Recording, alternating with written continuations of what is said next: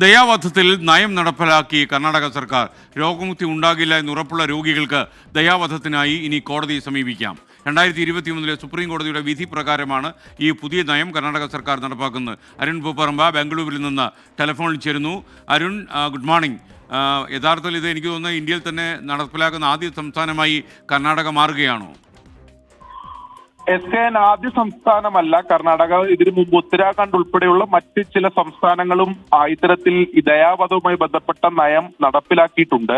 2003 അതായത് ദയാവധത്തിനുള്ള ചട്ടങ്ങൾ നിഷ്കർഷിക്കുന്ന 2023 സുപ്രീം കോടതി വിധി പ്രകാരമാണ് കർണാടകയും ഇപ്പോൾ ഈ നയം നടപ്പിലാക്കുന്നത്. അതായത് എങ്ങനെയാണ് ദയാവധത്തിന് മരിക്കാനുള്ള അവകാശം രോഗിക്കോ അല്ലെങ്കിൽ രോഗിയുടെ കുടുംബത്തിനോ തേടാനാവുക എന്ന് വിശദീകരിക്കുന്നതാണ് ഈ നയം.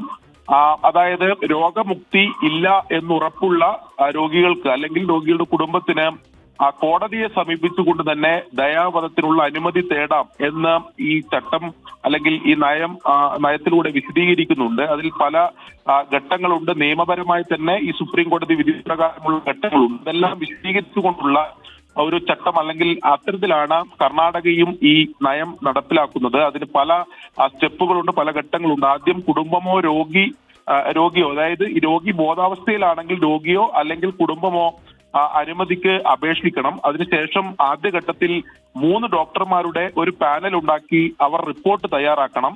അതിനുശേഷം മെഡിക്കൽ പാനൽ ഒരു സർക്കാർ ഡോക്ടറെ ഉൾപ്പെടുത്തി റിപ്പോർട്ട് പരിശോധിക്കണം. അങ്ങനെ പല ഘട്ടങ്ങളുണ്ട്. നിയമപരമായി തന്നെ പല ഘട്ടങ്ങളുണ്ട്. പക്ഷേ ഈ സുപ്രീം കോടതി വിധി പ്രകാരം ഒരു പൂർണ്ണമായും തിരിച്ചു വരില്ല എന്ന് തോന്നുന്ന രോഗികൾക്കോ അല്ലെങ്കിൽ രോഗിയുടെ കുടുംബത്തിനോ കോടതിയെ തന്നെ സമീപിച്ച് നിയമപരമായി ദയാവധത്തിന് അനുമതി തേടാം എന്ന നിർണായകമായുള്ള ഒരു നയമാണ് കർണാടകയും നടപ്പിലാക്കുന്നത്. ഇതിനു മുമ്പ് മറ്റു ചില സംസ്ഥാനങ്ങൾ കൂടി ഇത് നടപ്പിലാക്കിയിട്ടുണ്ട്.